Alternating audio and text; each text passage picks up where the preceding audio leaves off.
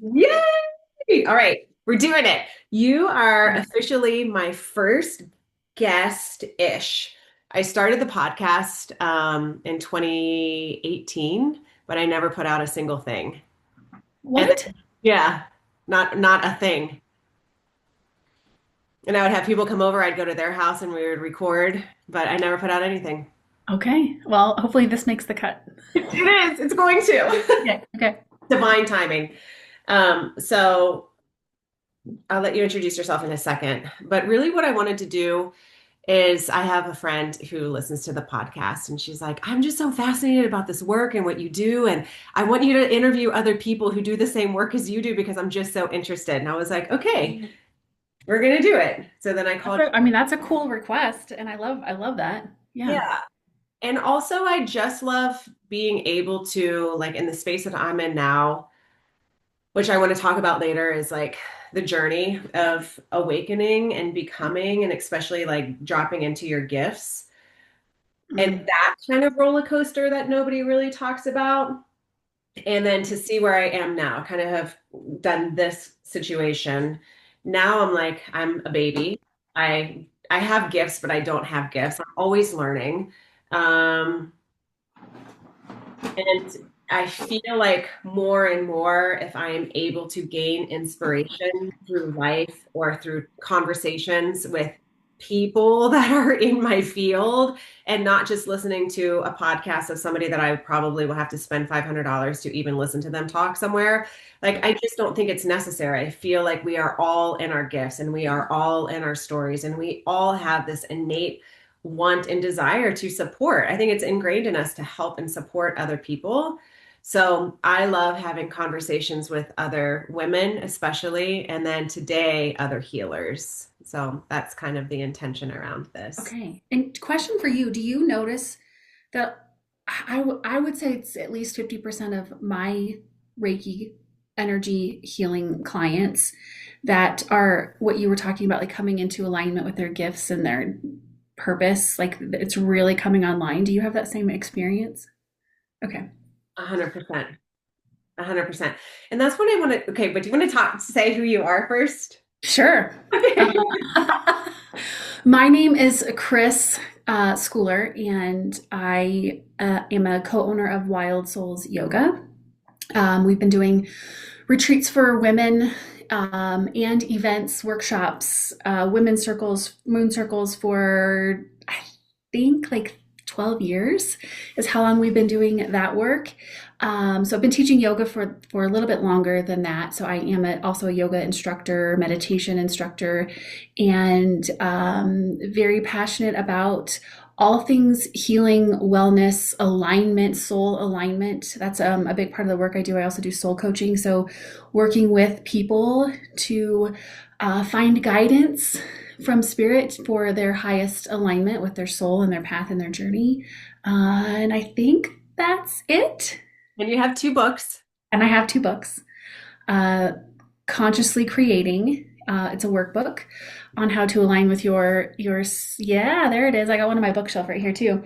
And then my second book is How to Lead a Thriving Workplace. That comes from our Wild Souls yoga work with corporations and wellness consulting with corporations.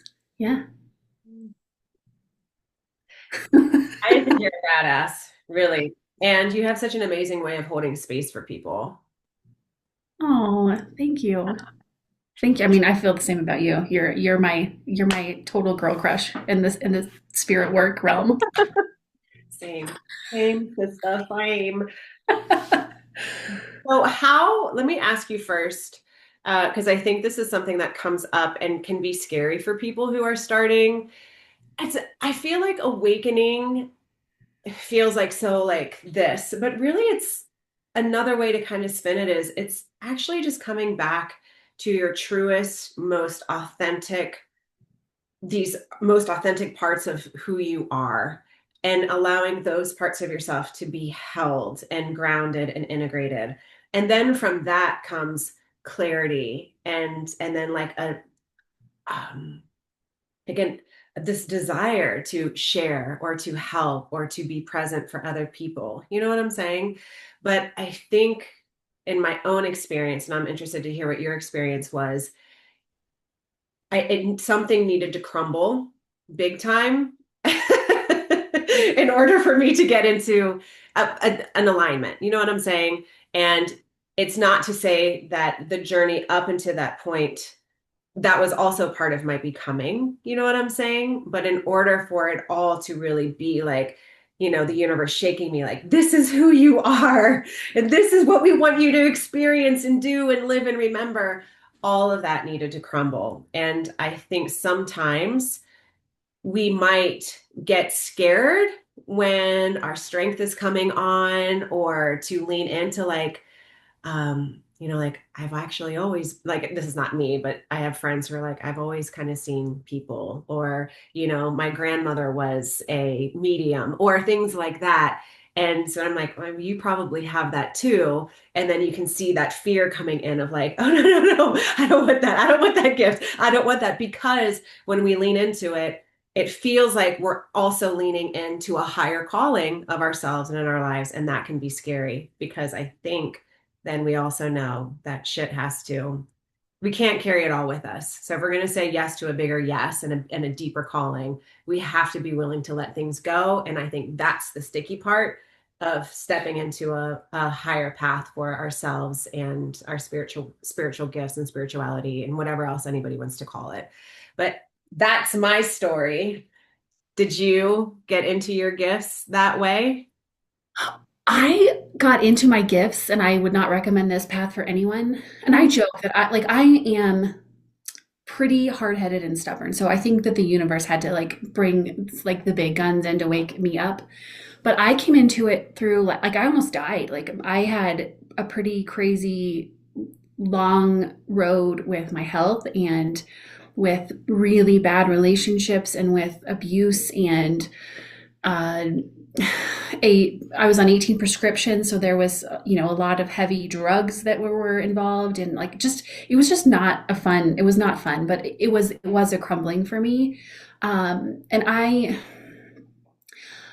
think you channeled this for me one time. You said that we all have like this, like we can make whatever choice we want, right? We have free will. We can make whatever choice we want, but we have a golden path. And that the more that we are in alignment with that path, the more like we could feel that resonance about like, oh, this is it. Like this is what feels right for me. And the more we veer from that path, the more it's like, oh, this doesn't feel quite right. And the more I move towards that path, like it starts to feel better. And uh, I don't know, like because I've thought about like, did I have gifts when I was younger? Um, Probably, but I don't like, I was so disconnected. I was so in my ego. I was such a person who was like, I was so asleep, so very asleep. And I think that I needed like a drastic series of events to like bring me back to my golden path and my alignment, honestly. Yeah, same. And that's why I think it's like, if you have the choice to kind of trust and know that you're being guided in a higher way, that feels way easier than the gripping of it. Because if I was gripping, I would have just, it's fine. It's fine. My life's not that bad. I'll make it work. I would just kind of like build around the chaos to make it work, instead of just removing the chaos altogether and not having it kind of be a part of my um, I'm kind of picturing it like in a neighborhood where that one person doesn't want to sell their house. And so everything just builds around it. And then that looks really out of place. That poor person who Yes. their house. I would have done that. I would have just kept the house right there because I didn't want to demolish it. And I didn't know what that looked like. And so I would have just in my life just continued to build around it as best as I could. But I wouldn't have been, I would have still been cheating myself from happiness or truth and freedom. You know what I'm saying? So literally the day that my life switched, I was at my business and I literally heard enough. I was Mm. at the back and I was playing music and I just heard enough. And then it was like something took over my body and it was just like, Wow. that was the end. And then I had to start what I've titled my spiritual shit show, which has now lasted, 9 years of this really hard, uh, because, and this is why I like to have conversations, because when you're being stripped of everything, you're being stripped of your story, you're being stripped of your identity, of this title that you've had, like I was once Mrs., married, or I was once, whatever it is, you get stripped of it. And then it's like you're left in the world naked and really confused and really hard. But it needed to happen that way, or I would have never chose it for myself. Yeah, I completely understand that experience. Like I actually, going back, so I said I didn't know if I was connected to my gifts. I actually was, because as you were talking, I remembered that I used to I used to hear things all the time. I used to see things all the time before I really stepped into my gifts when I was married. And I used to think I was literally crazy. Like I thought something was wrong with me. So that's that. But okay, so I used to, this is an embarrassing story, but I used to go in my closet and pray. And I was in a lot of pain, a lot of physical pain at the time. And I mentioned my 18 prescriptions, and I had a bottle of Soma, which are narcotic muscle relaxers. It was a giant bottle, and I hid it in my closet because I hated taking prescriptions. I hated the way that I was. I felt so broken and vulnerable, and just like I felt like shit in every way possible. I would go in my closet and pray about how bad I felt. And I remember like visualizing that bottle on the shelf, and like I could just take a handful. I could just take a handful. I remember that moment. And then I saw like Jesus comes to me a lot. I know that sounds strange, but Jesus. Sounds Yes, since I was a kid, like, and I never grew up in the church, but Jesus has appeared to me. Like, I've lost count because it's so frequent. But as a kid, a teenager, and then during this really hard phase of my life, and in my closet, like Jesus appeared to me. And my daughter was in elementary school at the time, and she's in college now, so that was a while ago. And I saw in my, like, this was like, I think one of my first visions, if you will. And I saw if I didn't change something, I was not going to see her graduate high school. I would not be alive. So that was like, I mean, it was like do or die for me, literally. And so then what was your big transition? Because you're like how you were to where you are now. How did you get there, and what did that look like? Yeah, it was actually yoga. Yoga was like the gateway drug to spirituality for me. Before this horrible thing with my health that lasted for years, and all of the chronic pain, and just I wasn't myself. Like I just felt like a shell of myself in every way possible. And before that, I was a runner. I was a cheerleader. I was a basketball player. Like I was very athletic. And then like after school, like after I graduated high school, like I still like I worked out all the time. I loved to run on the treadmill at lunch, on my lunch break. Like I just loved to be active. And I did like a hip hop dance class back then. And I got to the point like I couldn't move. Like I couldn't, like anything I did physically, like I would be in bed for 3 days. I had to quit my job. I went on short-term disability, and then I just quit. I would get like these horrible migraines and black out. Like I wrecked my car like twice driving down I-25, which is just horrible. And I would go to the doctor and like sit and cry. Like I can't even go to the gym. I can't even go to a Zumba class. I can't do anything. And my doctor was like, why don't you try yoga? And I went, and I hated it. I hated how slow it was. I think I hated the way it made me like slow down and have like silence with myself. I'd never experienced that before. But I went to a couple classes because it was the only thing I could do that didn't hurt. I wasn't just broken for days after class. And I remember the studio's not around anymore, but there was a studio in the town that I lived, and it was like in a strip mall. And one day after class, I walked out from class, and it was kind of cloudy. I think it was early fall.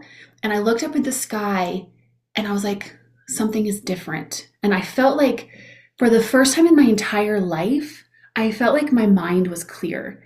And that was like such an odd feeling to me. And so I just kept going, and I think I went for like, I don't know, 2 or 3 weeks. And I was like, okay, if I don't just become obsessed with this, it's probably not going to have the same impact. So I signed up for a 6 month intensive yoga teacher training, like a couple weeks in, like to my first few yoga classes, and it just took me down this path of because yoga means to yoke, to unite, to connect with our soul. That's what it means. And so, yes, there's a physical component to it. And yes, we have like exercise classes called yoga, but yoga as a practice is really like there's all of this wisdom and knowledge and guidance to how we connect deeper within to who we are at a soul level. And that was just life changing for me. So I've been studying it ever since, like hardcore, all in, anything and everything I can learn about yoga. I have. Feel that as you're talking, I feel like my whole nervous system just settled down. And it saved, like, I know that it saved my life. And so on my birthday, every year I do something. So I go see some sort of healer or do some like shaman, like I go see someone that I've never seen before as like a birthday present to myself. And 2 years in a row, I went to two different people. They didn't know each other. They didn't know me. And they both told me, you were not supposed to survive. I was not supposed to be here. So Wow. I know that yoga saved my life. It just did. Wow. Wow. Thank you for sharing that. Yeah, yeah. Thank you for the space to share that. Yeah, we're friends and I'm learning so much about you. Okay, so you started yoga and then how did you begin to slowly integrate off of your pills? Oh, I did like this. I don't recommend this, but this is what I did is I thought you were um, gonna be like, I haven't, I still take them all. no, no, no. I wrote everything out and I did research on what they were, how they impacted the body, like from a physiological level. And I had like three categories of like, okay, these pills I can just stop cold turkey. These I can probably wean myself off of in a short period of time, and these I need to wean myself off of in like a 6 month period. And that's what I did. And I started seeing a lot of holistic, various practitioners, and I to this day like have a very large network of holistic practitioners that I use. Like I rarely go to the doctor, the conventional doctor. Yeah. Yeah. Talk to me about, because I'm so interested, because I think sometimes when we're doing, like when we're having our own personal ahas, like when you said, I left the yoga studio and I just like something was different and I felt it. Talk to me a little bit about that because I feel like we do that, but then at the same time, it's like, does anybody else feel like this ever? Is this me? Am I crazy? Like then the mind starts to kick in and want to organize it. So from that moment when you're like, whoa, I really am feeling a shift and something's different. What was that kind of transition then from that moment on? Did it deepen? Did you? It did. And okay, so in yoga, and I think it's more than just yoga. I think there's a lot of Eastern traditions that use this system, but it's called the koshas. And the kosha means sheath in Sanskrit. And there are 5 different layers of our being. So think of like Russian nesting dolls, like we have layers. And so the most dense aspect of our being is our physical body. And then the second layer is our breath body. So the breath is separate from the density of the bones and muscles. And then the third layer is the ego mind. So like I think of it like sitting right here, the ego mind that likes to narrate every experience we have and is constantly chattering and whatever. And then the fourth layer is like, it's like I see it as like here, it's the higher mind. And then the fifth layer is the bliss body. So I think of that as that's when we are no longer connected to like our personality, our bodies, our stories. We're just connected to everything that is. And so I think for me, yoga and that like experience for me was like a lifting me up out of the ego so I could see it for what it was. Like ego's not a bad thing and that the voice of the ego is not a bad thing. But when we can start to see the different layers and the space between the layers, then we can recognize all of it for what it is. And there's some spaciousness there that and I think that is what made me able to be able to connect to spirit the way I do today, and the work that I do today is if I when I was so connected to the ego, and like thinking that's who I was, I there was no way I could have ever gotten there. Does that Mm-hmm. make sense? Mm-hmm. Yeah. And that word spaciousness, like just listening to you talk, literally my body's feeling like butter.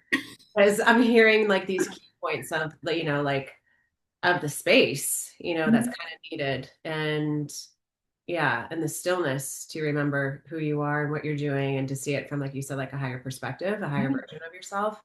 I also loved hearing, the five different layers that we have and where they're at, because I think hearing that also reminds me that we can get hooked into an aspect of self and we're trying to find our wholeness, but we're trying to find our wholeness just from one layer. And when we can begin to see these other layers and these components that make us who we are, then it's easier to drop into an awareness of that we are already whole.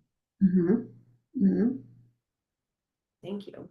You're welcome. And I always think of the Dave Matthews song, "The Space Between," Mm, because that's where the like I don't know how to explain it, but that's where the magic is. The second that I can like find the space between the layers and the space between the thoughts and the space between it's just like that's where I just feel so connected. yeah, I feel that right now. Mhm. Thanks. You're welcome. I need to be reminded of it. Okay. I also love that at a young age, I love that at first you're like, I don't think I had gifts. And then you're like, but actually, when I was like, I've always seen Jesus. It's like, so this realization too of when we shut down, or I don't know, it's kind of like our own best kept secret, maybe sometimes is how we like to hold it, actually.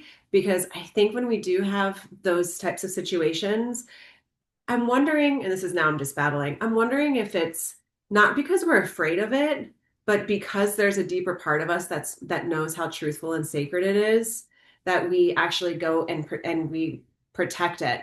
So it's not seen because we're actually in protecting of that.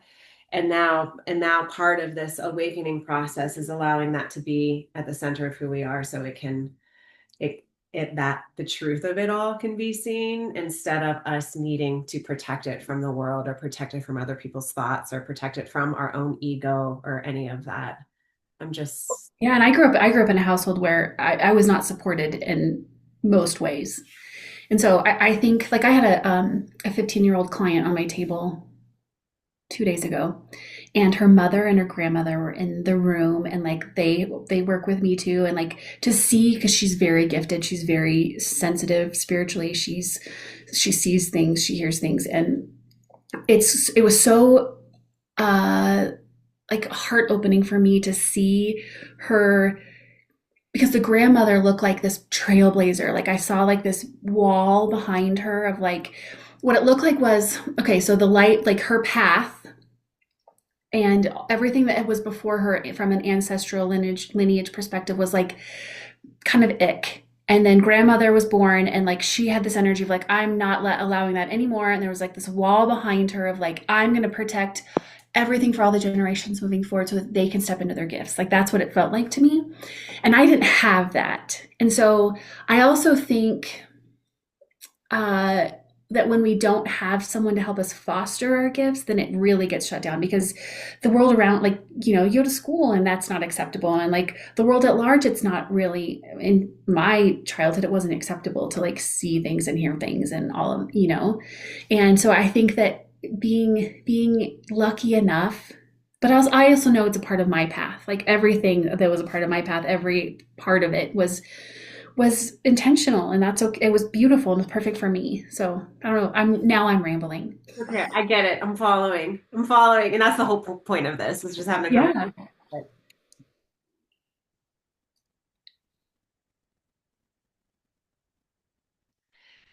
Yeah. I'm hearing so much and also receiving like your wisdom. So a lot of it is really integrating for me right now, and kind of it feels like other channels are opening.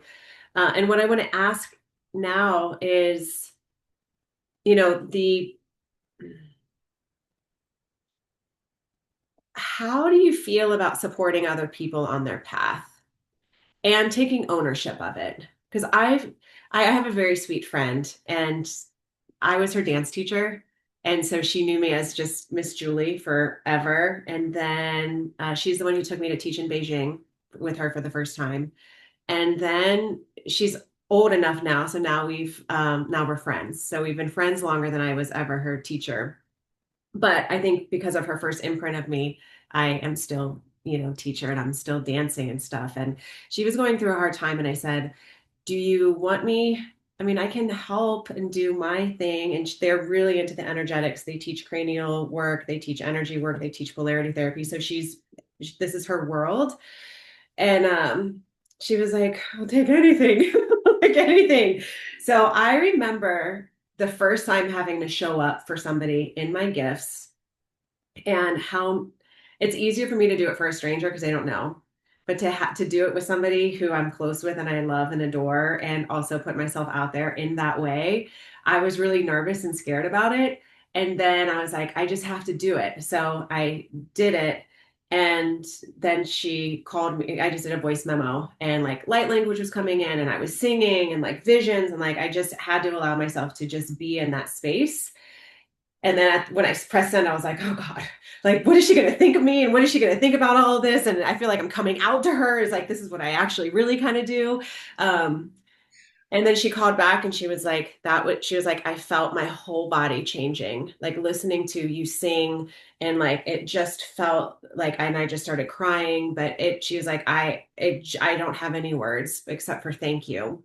And then now, as we're still in each other's lives, she'll call and she'll be like, I don't know how you tapped into all of this wisdom by yourself. Like, you didn't have mentors. So that's why I'm tagging, because you said I didn't have a support system. Like, I didn't have mentors, I didn't have a teacher, I wasn't raised in this.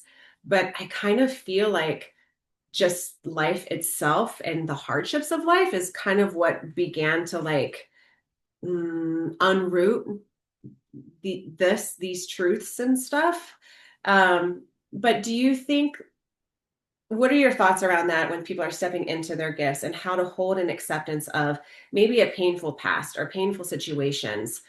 And on the other side of that is also so much divine support that is helping to awaken you into your gifts. And when you awaken into those gifts, you might experience a moment where you're like, people are going to think I am crazy and I have lost my mind.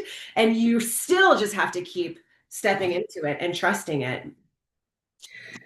Well, so yes, to answer, okay, well, let me start with I you have been so pivotal for me and really owning my gifts, and I just thank you for that. And I to answer your question, I literally live to help people step into their gifts. Like it is the one thing that I feel on a very regular basis, and I think I have felt this my entire life but didn't know what it meant.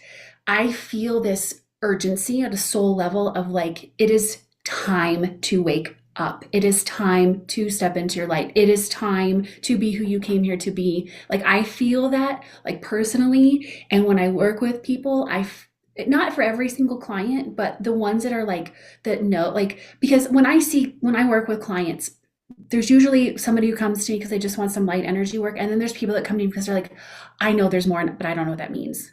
I know I have gifts, but I don't know what that means. And so those people, like, there's always a sense of urgency from spirit of like, now, like I've heard it in sessions before from spirit, like, now is the time, like, now is the time, like, and it's like, I see like a snap, like, now is the time to step into your gifts. Mhm. So I don't know if that answers your question, but like, it is, I think it's a huge part of my purpose is to, because I've always been able to, even before I did this work, and it got me in trouble because I always saw people for their highest self instead of who they were as a human. And that got me in a lot of bad relationships. And I would be so confused because I'm like, but that's not, they would show up as they're human in lower vibrational states. And I'd be like, but that's not who you are. Like, so it was very confusing for me because I didn't know what that meant. But now I do, if that Like makes sense. some of, yeah, yes. The integration of acceptance of what is. Um, but how is that for you too when you're guiding people into their gifts? What are you seeing when you're helping people to awaken? Like, not that there's like a list of steps, but um like I know for myself when I first was awakening to it all and practicing, one thing I had to move through was that fear of one, what my family's going to think of me and my close friends. And two, this like, am I crazy? Like, am I really seeing these things? Are angels really coming to visit me? Like nobody can know this. They're going to think I'm just wild and out there. And I don't want to be wild and out there. I just want to be me. So I had to move through that. And then as more and more gifts started to come on, then I felt like this need that any information that I would get, I would have to tell them, like, and how silly, like, I know this is going to sound weird, but your dog just talked to me and your dog wants his bed, like, and it was all truthful because I'd be like, yeah, I just got rid of the dog bed today. And you knew that. And I'm like, like, how did you know that? I'm like, literally, your dog just told me he wants his bed back and he just showed me. Like that kind of stuff sounds weird and wild. And it's weird to go up to somebody and be like, your dog just told me that, or your dog is saying that they're unhappy. Like that's kind of stuff when you start happy, you're like, what's happening? But then I felt like I needed to tell everybody. And so this process also of is the more this sense just comes online because I think we all have it. We all are in our own unique gifts and leaning into it and deepening into it. It just takes practice and it takes support and it takes actually normalizing it in these conversations too. Um, but then I am learning because I feel like I'm still not always good at it. Um, I began to realize how much of the gift was also began to be cleverly manipulated by ego of like, look, I have healing powers. Look, I can tell you, look, I can da, da, da, da. Do you want me to help you? Like I began to do that. And now it's more of a softening of that's not my responsibility all the time. And when people come to me, then I can open. But I've also learned how to turn that switch off, but I see it as I am also helping other people into their gifts, that there's that small space when you're kind of navigating into this new form that you don't know what to do with it. And it is such a service to other people, but you have to be aware of this other part that's going to want to be like, look, I can heal you. Look, I can tell you. Look, your dog's talking to me. Look, oh, I can see your aura. I can see, like you just want to start doing all of those things. And then eventually it kind of integrates down into a grounded wisdom of service for other people. Did you do that ever? I did. And it actually started in yoga with me because yoga is an energetic healing practice. And so I went through that stage of like, I learned only to, because yoga can be triggering, like the things, because when I teach a yoga class, I am pretty much channeling what comes through. I'm channeling like I don't know how to explain it, but when I teach a class, like I'm just like open and like things come through and I say them and it's a powerful way for me to teach, but I'm always like, however this lands for people is none of my business. But it like, I didn't know that I was doing that. A shaman told me that. I went to a shaman who didn't know that I taught yoga. And then she's like, do you teach yoga? And I was like, yes. And she's like, oh, you have these like energy tentacles that come out and you can read people's energies, but you don't know you're doing it, but you're teaching to the energy you're feeling. And like, of course I was like, oh, well, that's cool. And then, you get like the big head about it. But like over time, I just learned like, say what I am channeling, what's supposed to be said, because I only ask to receive things that I'm supposed to say, and then I have to let it lie. And I have also learned to only work with people who want to work with me. Like I don't ever force it. Like I don't go up to people in the like because I try to turn it off when I'm not working, but I get insights and visions and messages. And unless someone asks me to do it for them, I just don't do it anymore. So what do you do with it? Because I have some friends too who have a lot of stuff and they're in like I see things or I'm hearing things all the time. How do you kind of move it so it's not becoming overwhelming? You know what I'm saying? So you can still be human. That's why I worked with you. Why I did Reiki training with you is because I didn't know. I felt so overwhelmed all the time with energy, with hearing things, seeing things. Going out in public became overwhelming. I Going to a concert was not an option. Airports were too much. And I had no intention of actually ever doing any sort of energy healing work. When I came to see you for training, I wanted to learn how to turn it down and off. And I don't know specifically what we did together, but it gave me, working with you, gave me more control um, over all of it. So now I tend to use like a radio dial. So if I'm feeling a lot of energy coming in that I don't want, I just like imagine turning it down. So I just feel way more in control. Mhm. Same, same. I love that. I love that the dial down. Mhm. I also love eventually I got to just turn it on like a light switch, like on off. Because there for a while I couldn't have a conversation with somebody without it just felt like and like all this information's coming in and then I'm not listening to them anymore because I'm like, whoa, like I'm actually hearing I'm like all the things. So now I've learned how to, and I think I'm still practicing of turning it off and just learning how to just be actually with that person without all of these other psychic things happening. And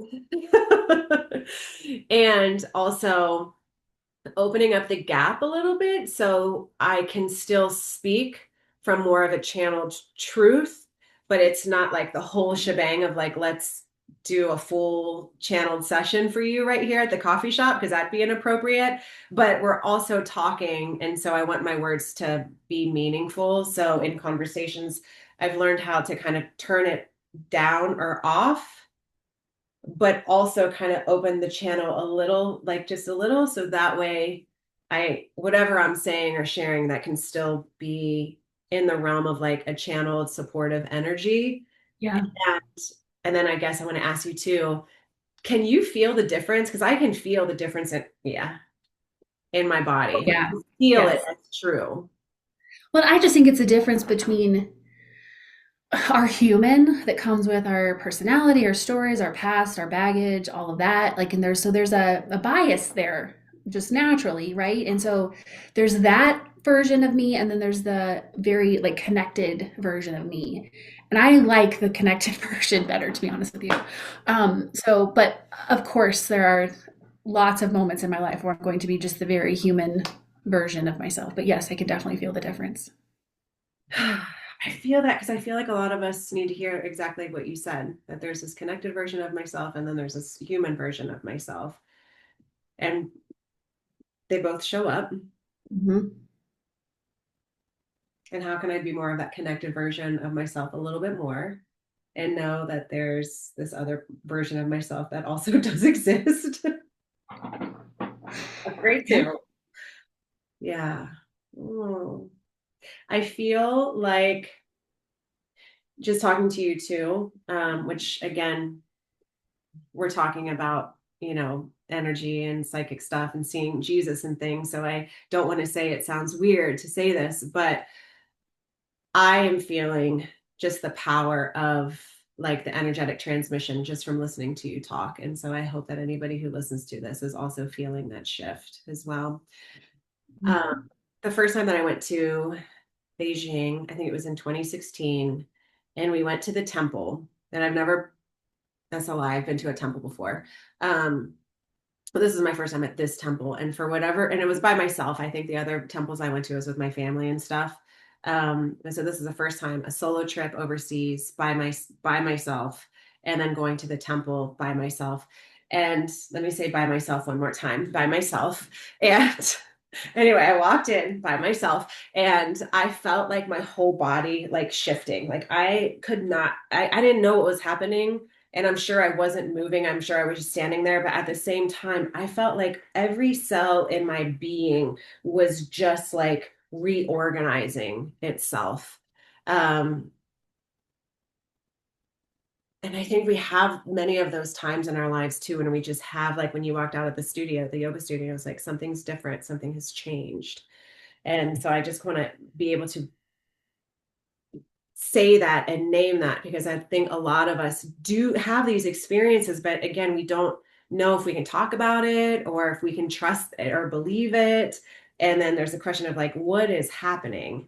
And I think in those moments of what is happening, I think we are literally, our entire body is leveling up into higher truths and clarity, and then also at the same time deepening into this more Mhm. aligned version of ourselves.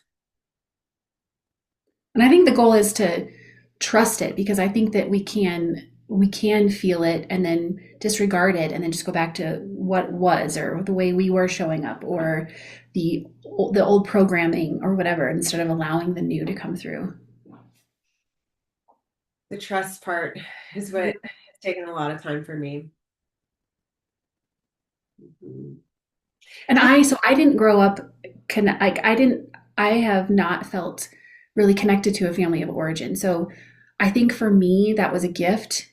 It was hard. I'm not going to diminish that at all, but it was a gift in that I never felt, because I know a lot of people that I work with feel this pressure of, well, how do I step forward into this when I have my family pulling me into this? And how do I navigate that?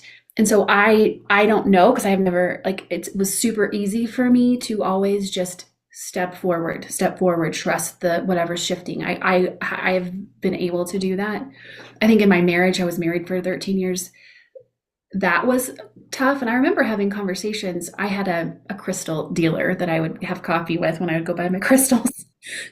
And I remember talking to her like early on in my yoga journey, because I did feel like the yoga.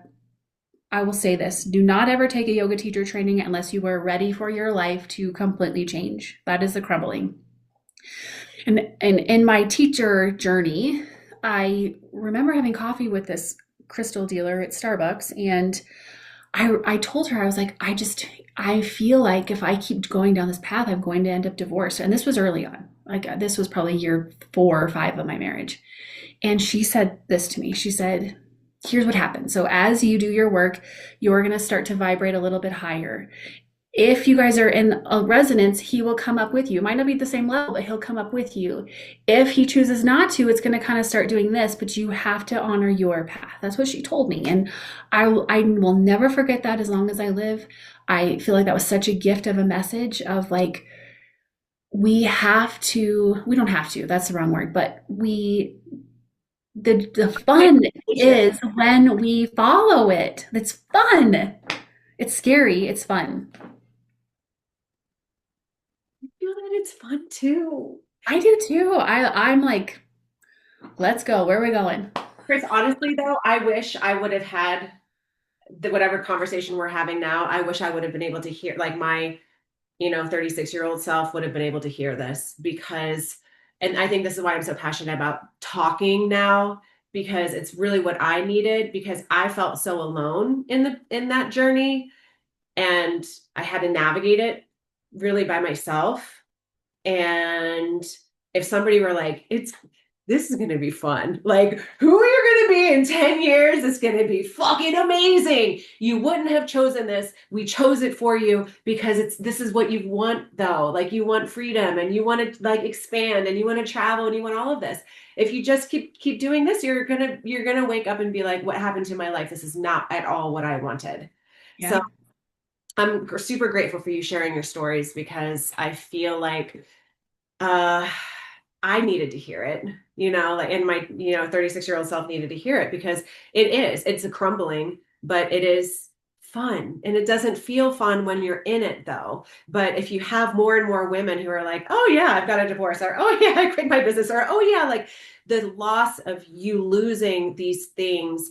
I have a really sweet friend, and I share with him, but that he's so powerful. He offered me an offering back, and he was talking about that he is processing what this feels like to go through micro deaths every day.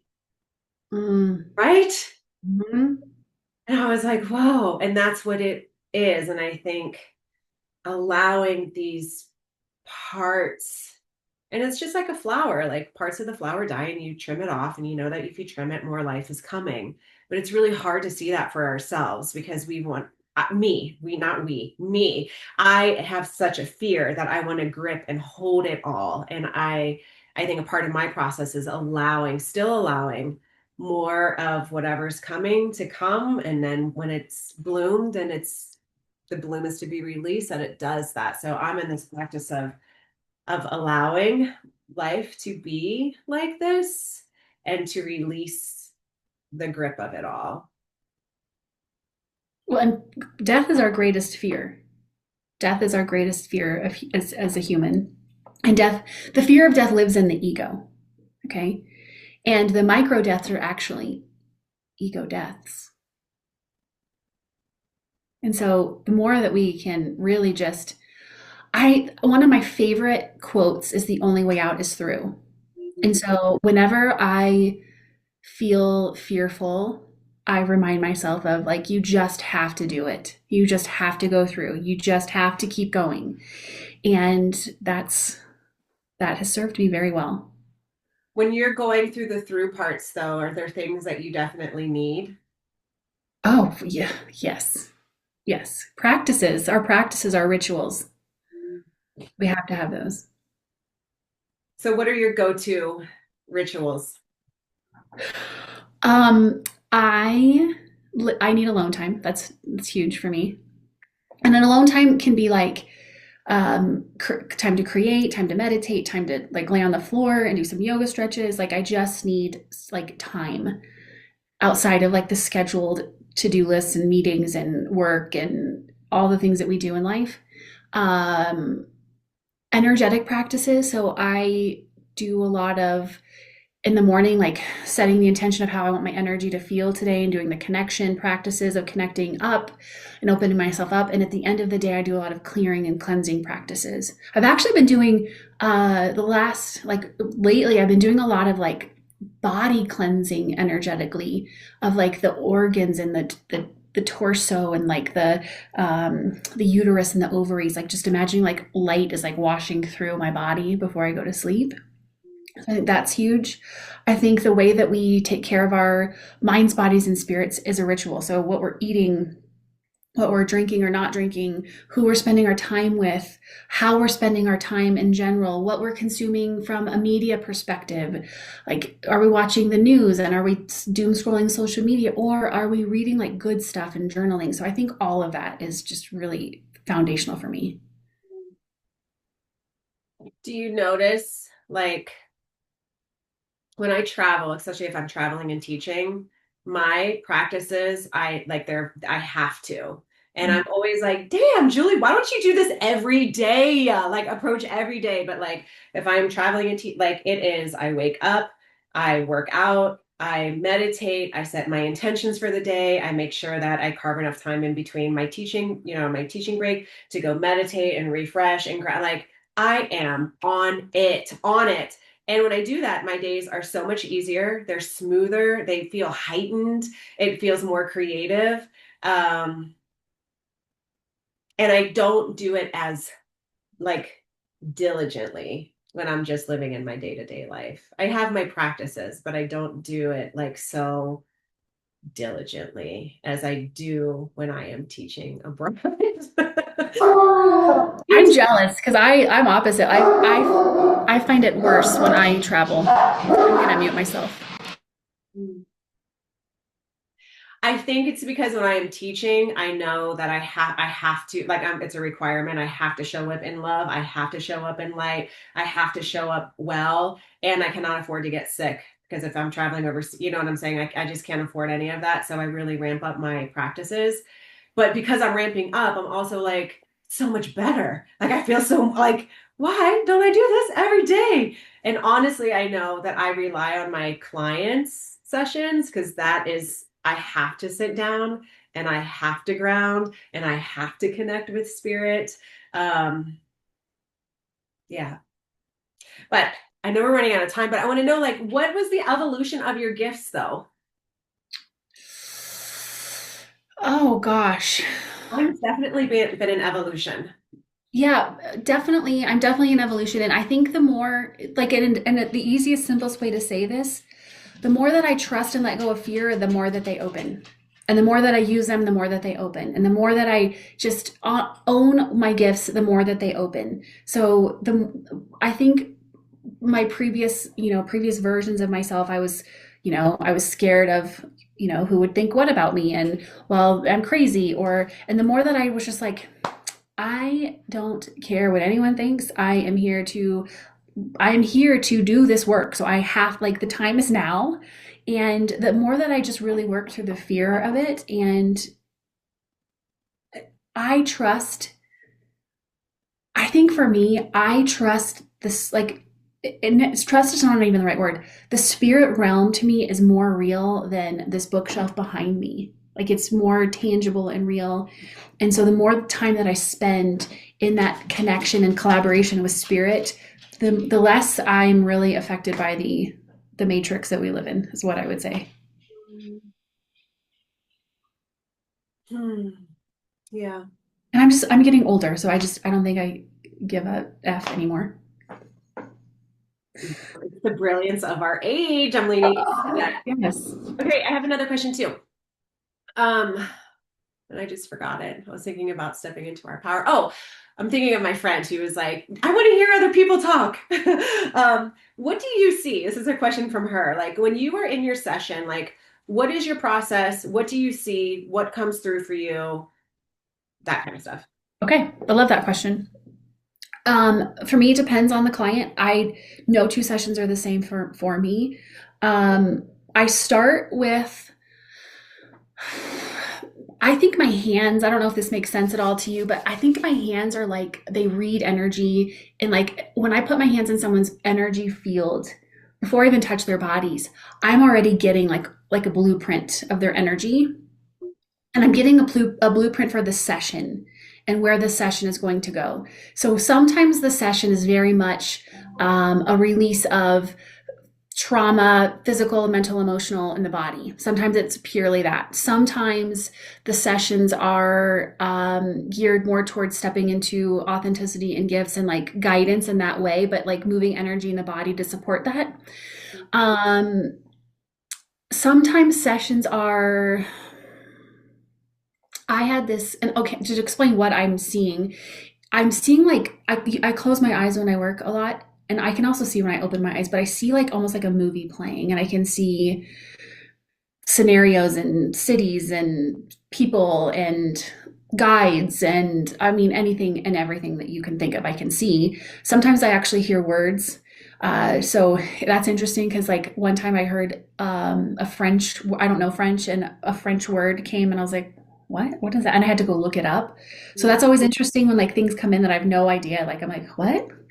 Um, and I feel things in my body too. So I am always guided by my own body, which is interesting. Of like, okay, my left hip is talking, so I need to go to their left hip, that kind of thing. Um, but do you want me to tell you about the weirdest session I've ever had that was like just like so educational? And I actually think of every session I do, I'm opening up to spirit, and I'm like, guide me in whatever healing this person on my table needs. And it is like an education for me every single time. Like, I learn so much, I see so much that I didn't know. And then after, I get to go meditate on it and get to ask questions to my guides. But what was that about? And I had this gentleman client. He's a client of mine.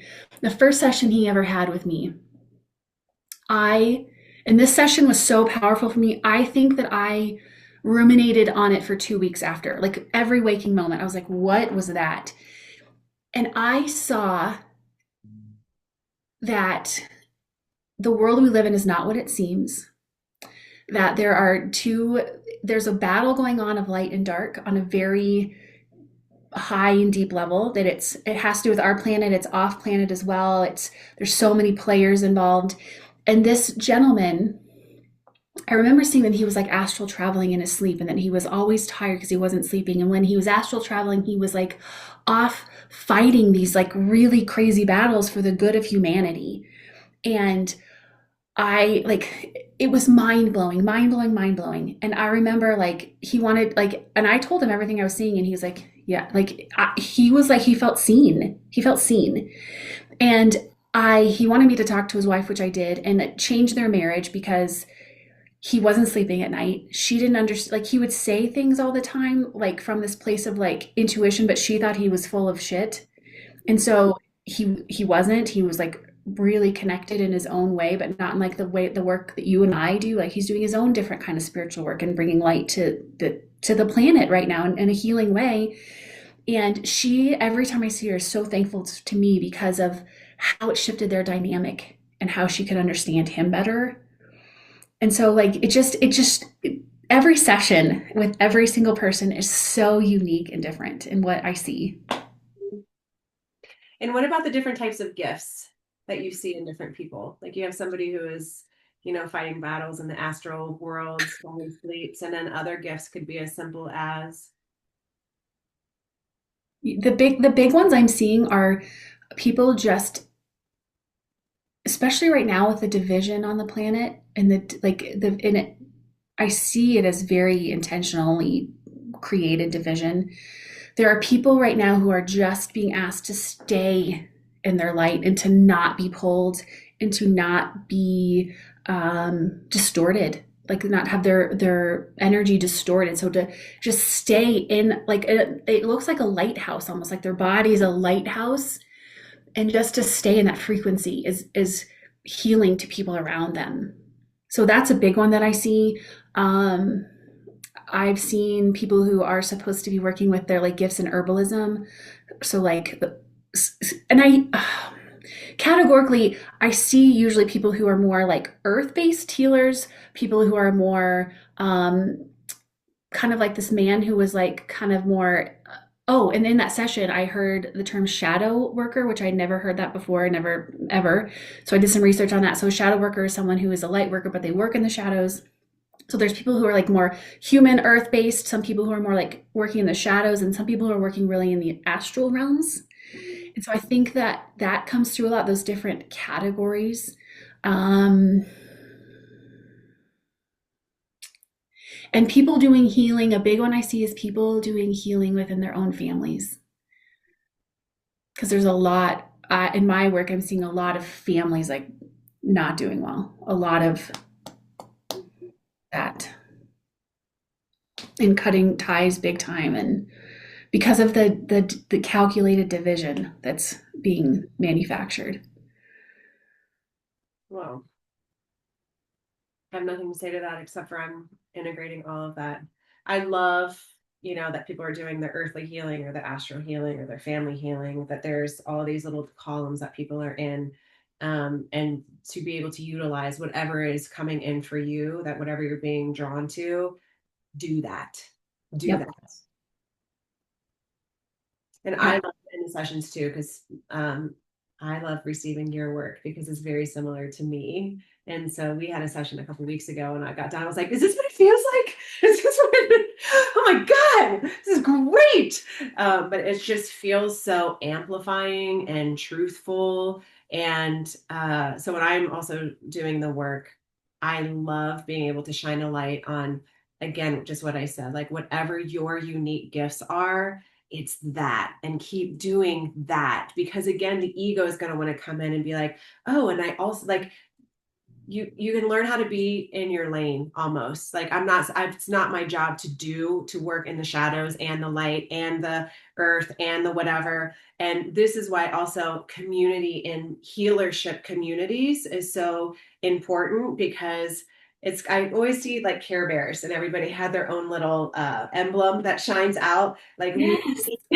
we need everybody who's doing whatever work they're doing and how they're doing it to come together and, yeah, shine our hearts out. But it is not a requirement to know and to do all of it. So know what your gift is or gifts, and just continue to harness that and trust it. Trust it. because like what I'm saying for you now, you are an incredible healer. And I am also feeling like this really incredible energetic transmission, and we're just talking. You know what I'm saying? So a lot of times too, if there's somebody out there who's like, I don't have any gifts, or I want gifts, but I don't, you do. And it could just be your incredible, ability to be a loving mother, or how you listen. Like, our gifts aren't always these psychic, energetic gifts, but yet they are. You know what I'm saying? Yeah, no, I told every single person on my table they have a gift, every single one. Yeah. And it's so simple, but I get that it's also not. Like it's just on the other side of going through what I've gone through to get to the place where I can just sit in my gifts unapologetically. I get the apprehension, the fear, the resistance. I get all of that, but it is just as simple as, okay, I'm gonna do this. I'm gonna accept this. I'm gonna be in this. I'm here for it. It's just that simple. And I love how earlier you said, and it's fun. It can be. It's fun. It's fun because I feel like I learn something every single day about energy, healing, the universe, why we're here, souls, humans, earth, all like I just learn. It's so, the more I'm open to it, the more I receive, is really what I would say.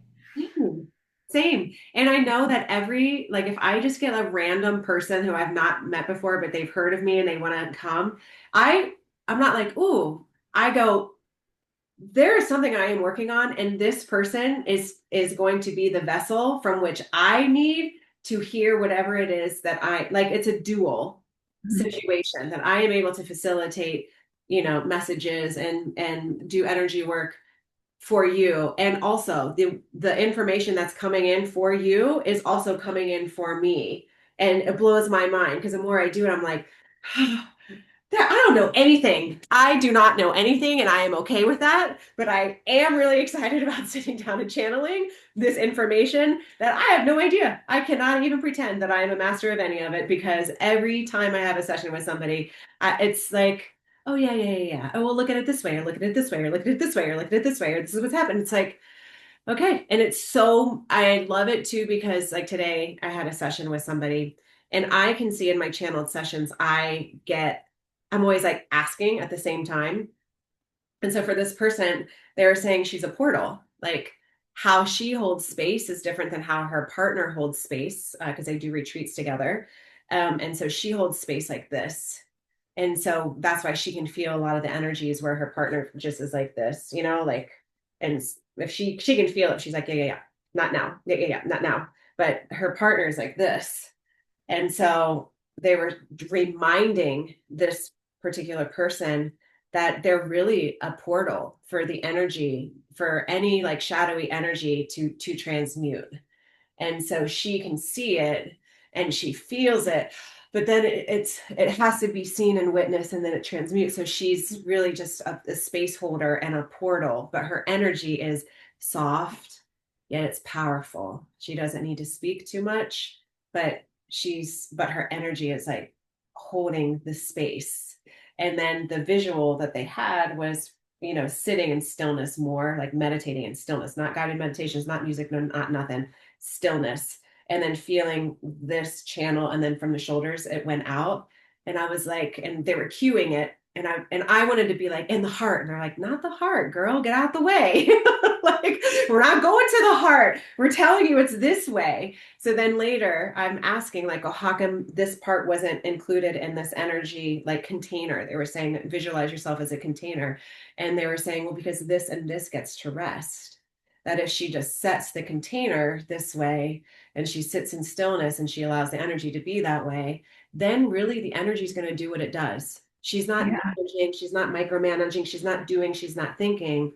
She just gets to actually be in the center of the container, and the energy gets to be in its wisdom. And so I think a lot, and now I'm babbling, but also the calling of the surrender aspect to whatever it is, to gifts, to life, to astral, to earth, to whatever.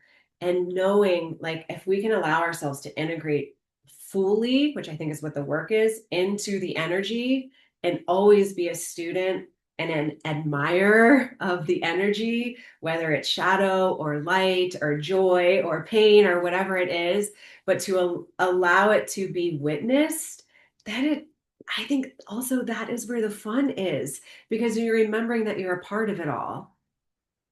And then, yeah, I don't know. It's cool stuff.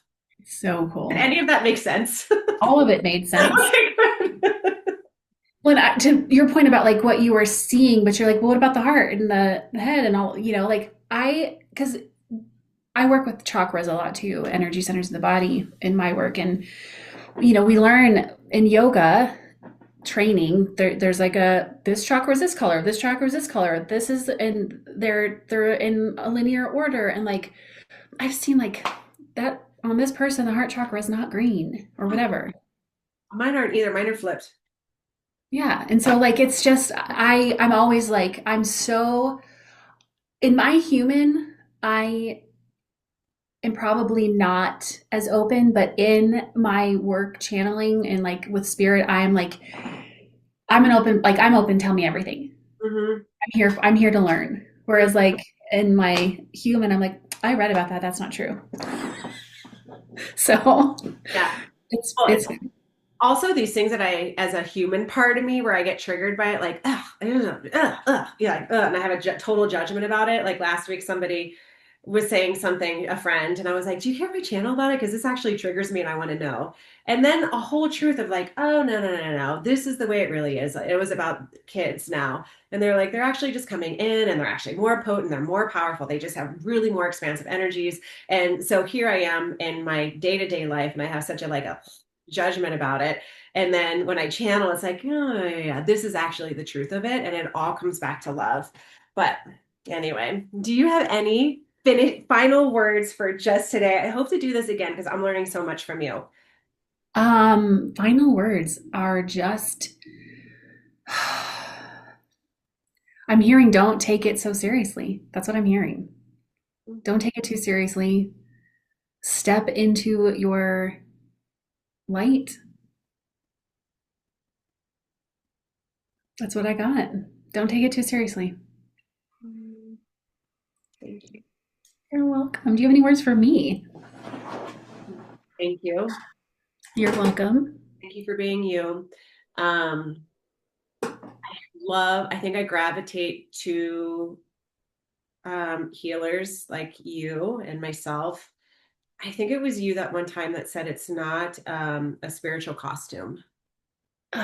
Yes. And I think that's the other part of like when we step into these things, that it doesn't have to look a certain way. We don't have to dress differently or whatever, that it all is about the full embodiment of yourself and how you express yourself and how you show up and how you look and how you share your gifts.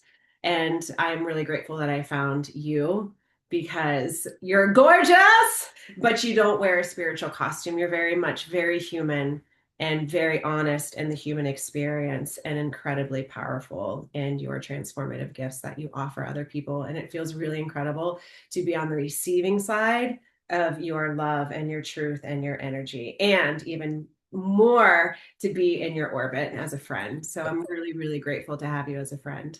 But everything you said, I could say back to you because I feel that way about you. I've known you for several years, but you and I have become friends over the last couple of years and worked together in this realm. And you have just been so pivotal for me and my journey. And my embodiment is actually my word of the year. So I have a word of the year practice, and embodiment is actually my word. So you've been very pivotal for my embodiment journey. So thank you. Yay, see? On Monday nights, I have Energy Club. And so we just do this on Zoom. But what always just keeps on coming up is that we literally are just mirroring parts of truth to each other. And even if we trigger each other, that's a mirrored reflection as well. So thanks for being a part of my matrix story. Thanks for Thank showing. you. You channeled a session for me once, and you said that we were like this is what I remember from it is before we incarnated in this life, like we were like kind of like looking down over like the world and we're like, all right, you ready for this? Like, and here we are, like we're doing it. We're like our paths are different, but we're kind of like together on our paths, like moving forward. So it's fun. I love that. I love that. Okay, I would love to do this again because I would love to talk about the other side that you started to touch upon about the where the planet is and what's happening. So if you're down for another segment, I am. I am. Yeah, because what I'm seeing a lot is that I mean this is I see this almost daily. It looks like a bulldozer just moving through the planet right now. I would love to talk about that because that's what I've been getting in readings, but I've never actually broadcasted it out. But I feel like people's heads are about to spin. And for those that can understand what's happening and anchor in to truth and love and community, it'll be, you'll understand what's happening, I guess, a little bit more. And you won't be Let's do it. too. Cool, sweet. Thank you so much, my first Yo, thank guest. you. I have to do a shout out to Kimmy who suggested this. So, Kimmy, this is all because of you two. So, we're all influencing one another. And that's it. Yeah, thanks, Kimmy. All right. Well, then I can't wait to talk again. All right, let's do it. Okay. Have a Okay. good rest of your day. I'm just going to, what am I going to do? I'm going to stop the recording. Okay. Bye, everybody.